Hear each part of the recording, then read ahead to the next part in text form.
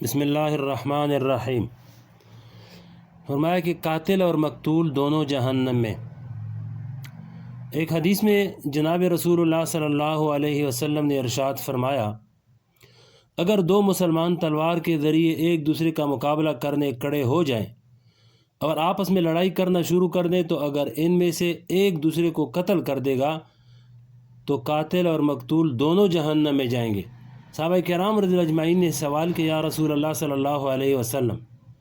قاتل تو جہنم میں جائے گا کیونکہ اس نے ایک مسلمان کو ناحق قتل کیا، لیکن مقتول جہنم میں کیوں جائے گا؟ حضور اقدس صلی اللہ علیہ وسلم نے جواب میں فرمایا، کیونکہ یہ مقتول بھی اپنے مد مقابل کو مارنے کے ارادے سے چلا تھا، اسی لیے تلوار اٹھائی تھی کہ اگر میرا داؤ چل گیا تو میں مار دوں گا، لیکن اتفاق سے داؤ اس کا نہیں چلا بلکہ دوسرے کا داؤ چل گیا، اس لیے مقتول بن گیا اور وہ قاتل بن گیا،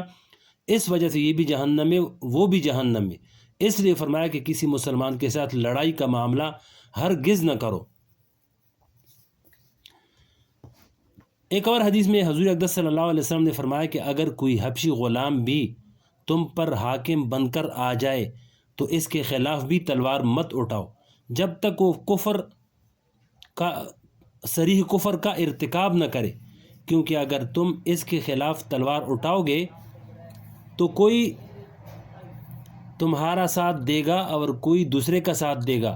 اس کے نتیجے میں مسلمان دو گروہ میں تقسیم ہو جائیں گے اور ان کے درمیان منافرت یعنی نفرت پیدا ہو جائے گی، اور مسلمانوں کے درمیان افتراق، انتشار اور ناچاکی کو حضور اقدس صلی اللہ علیہ وسلم نے کسی قیمت پر بھی برداشت نہیں فرمایا۔ آپ صلی اللہ علیہ وسلم نے فرمایا کہ کونوا عباد اللہ اخوانا، اے اللہ کے بندو آپس میں بھائی بھائی بن جاؤ۔ جب ہمارے ذہنوں میں عبادت کا خیال آتا ہے تو نماز روزے کا تو خیال آتا ہے، صدقے کا خیال آتا ہے، ذکر اور تسبیح کا خیال بھی آتا ہے، تلاوت قرآن کریم کا خیال آتا ہے، اور الحمدللہ یہ سب بھی اونچے درجے کی عبادتیں ہیں، لیکن سرکار دو عالم صلی اللہ علیہ وسلم فرما رہے ہیں کہ ان سے بھی اونچے درجے کی چیز مسلمانوں کے درمیان آپس میں صلاح کرنا ہے۔ اور آج ہمارا معاشرہ حضور پاک علیہ السلام کے اس ارشاد سے اتنا دور چلا گیا ہے کہ قدم قدم پر نفرت ہے، جھگڑے اور لڑائیاں ہیں، نا اتفاقیاں ہیں، اور اس کی وجہ سے زندگی جہنم بنی ہوئی ہے۔ حالانکہ آپ نے یہ فرما دیا کہ یہ چیز دین کو مونڈنے والی ہے، اس نے آج ہمارے دین کو مونڈ ڈالا ہے، جس کی وجہ سے اس کی شناعت، قباحت اور اس کی برائی ہمارے دلوں میں بیٹھی ہوئی نہیں ہے۔ فرمایا کہ اگر ہمارے معاشرے میں کوئی بے نمازی ہے یا کوئی شراب پیتا ہے یا کسی اور گناہ میں مبتلا ہے تو اس کو تو ہمارے معاشرے میں الحمدللہ یہ سمجھا جاتا ہے کہ یہ شخص برا کام کر رہا ہے، لیکن اگر کوئی شخص ایسا کام کر رہا ہے جس کی وجہ سے لوگوں کے درمیان لڑائیاں ہو رہی ہیں، جس کی وجہ سے مسلمانوں کے درمیان جھگڑے پیدا ہو رہے ہیں، تو اس کی طرف سے کسی کے دل میں یہ خیال نہیں آتا کہ یہ اتنا بڑا مجرم ہے جتنا سرکار دو عالم صلی اللہ علیہ وسلم اس کو مجرم قرار دے رہے ہیں، اور اس بات کی فکر بھی کسی کے دل میں نہیں ہے کہ ان جھگڑوں کو کیسے ختم کیا جائے۔ لہذا یہ بہت بڑا باب ہے جو حضور اقدس صلی اللہ علیہ وسلم نے کھولا، اور آپس میں صلح کرانے کو نماز، روزے اور صدقے سے بھی افضل عمل قرار دیا ہے۔ یہاں تک کہ ایک حدیث میں حضور اقدس صلی اللہ علیہ وسلم نے یہ فرما دیا کہ جو شخص ایک مسلمان بھائی کے دل میں دوسری کی محبت پیدا کرنے کے لیے اور نفرت دور کرنے کے لیے کوئی ایسی بات کہہ دے جو بظاہر خلاف واقعہ ہو تو وہ جھوٹ بولنے والوں میں شمار نہیں ہوگا۔ مثلا ایک شخص کو معلوم ہے کہ فلاں دو مسلمان بھائیوں کے درمیان جھگڑا ہے اور دونوں ایک دوسرے سے نفرت کرتے ہیں، تو یہ تیسرا شخص چاہتا ہے کہ دونوں کے درمیان محبت ہو جائے۔ اب اگر یہ شخص جا کر ان میں سے کسی سے ایسی بات کہہ دے جو بظاہر خلاف واقعہ ہے، مثلا یہ کہہ دے کہ آپ تو فلاں سے اتنی نفرت کرتے ہیں لیکن وہ تو آپ سے بہت محبت کرتا ہے، وہ تو آپ کے حق میں دعا کرتا ہے، میں نے اس کو آپ کے حق میں دعا کرتے دیکھا ہے۔ اب اگرچہ اس کا نام لے کر دعا کرتے ہوئے نہیں دیکھا تھا، لیکن دل میں یہ نیت کر لی کہ وہ یہ دعا کرتا ہی ہوگا، ربنا آتنا فی الدنیا حسنہ وفی الآخرۃ حسنہ وقنا عذاب النار، جس کے معنی یہ ہے کہ اے ہمارے رب، ہم کو دنیا میں بھی اچائی عطا فرما اور آخرت میں بھی اچائی عطا فرما۔ لفظ ہم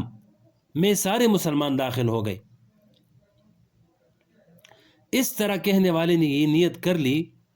کہ یہ نماز میں التحیات تو پڑھتا ہے، اور التحیات میں یہ الفاظ ہیں السلام علینا وعلی عباد اللہ الصالحین، ان الفاظ میں وہ تمام مسلمانوں کے لیے سلامتی کی دعا کرتا ہے۔ اسی طرح نماز کے آخر میں سلام پھیرتے وقت کہتا ہے السلام علیکم ورحمۃ اللہ، السلام علیکم ورحمۃ اللہ کے معنی، السلام علیکم کے معنی یہ ہیں کہ اے اللہ ان پر سلامتی نازل فرما۔ اور فقہائے کرام نے فرمایا ہے کہ جب آدمی نماز کے آخر میں دائیں طرف سلام پھیرے تو سلام پھیرتے وقت یہ نیت کر لے کہ دائیں طرف جتنے ملائکہ، جنات اور مسلمان ہیں ان سب کے لیے سلامتی کی دعا کرتا ہوں، اور جب بائیں طرف سلام پھیرے تو یہ نیت کر لے کہ بائیں طرف جتنے ملائکہ، جنات اور مسلمان ہیں ان سب کے لیے سلامتی کی دعا کرتا ہوں۔ لہذا اس نیت کے ساتھ اگر دوسرے مسلمان سے یہ کہہ دے کہ فلاں تو تمہارے حق میں دعا کرتا ہے، تو سامنے والے کے دل میں اس کی قدر پیدا ہوگی کہ میں تو اس کو برا سمجھتا تھا لیکن وہ تو میرے حق میں دعا کرتا ہے، لہذا مجھے اسے دشمنی نہیں رکھنی چاہیے۔ بلکہ بعض فقہاء نے اس کی حدیث کی شرح میں فرمایا کہ مسلمانوں کے درمیان صلح کرانے کے لیے صریح جھوٹ بھی بولنا پڑے تو صریح جھوٹ بولنا بھی جائز ہے، اگر اس کے نتیجے میں دو دل مل رہے ہوں۔ بہرحال آپس کے اختلافات کی خرابی اتنی زیادہ ہے کہ حضور پاک علیہ السلام نے یہاں تک فرما دیا کہ ایسے حالات میں خلاف واقعہ بات کہہ دینا بھی جائز ہے، جس سے دوسرے کے دل میں قدر و محبت اور منزلت پیدا ہو جائے۔ لہذا جہاں کہیں موقع ملے تو آپس میں صلح کرانے کے عظیم درجے اور عظیم ثواب کو حاصل کر لو۔ کہاں تم ساری رات تہجد پڑھو گے، کہاں تم ساری رات تہجد پڑھو گے، کہاں تم ساری عمر روزے رکھو گے، کہاں تم سارا مال صدقہ کرو گے، لیکن اگر تم نے مسلمانوں کے درمیان اتفاق اور اتحاد اور محبت پیدا کرانے کی کوشش کر لی تو اللہ تعالیٰ تمہیں اس سے بھی آگے کا درجہ عطا فرمائیں گے۔ بعض لوگ بالکل اس کے الٹ ہوتے ہیں، ان کو دو ملے ہوئے دل کبھی اچھے نہیں لگتے۔ جہاں کہیں دیکھا کہ فلاں دو شخصوں میں محبت ہے تو وہ ان کے درمیان ایسا شوشہ چھوڑ دیتے ہیں جس سے دونوں کے دلوں میں نفرت پیدا ہو جاتی ہے۔ یاد رکھیے اس سے زیادہ بدترین گناہ کوئی اور نہیں ہے۔ آگے اور بھی تفصیل ہے، انشاءاللہ اگلے ویڈیو میں سنائیں گے۔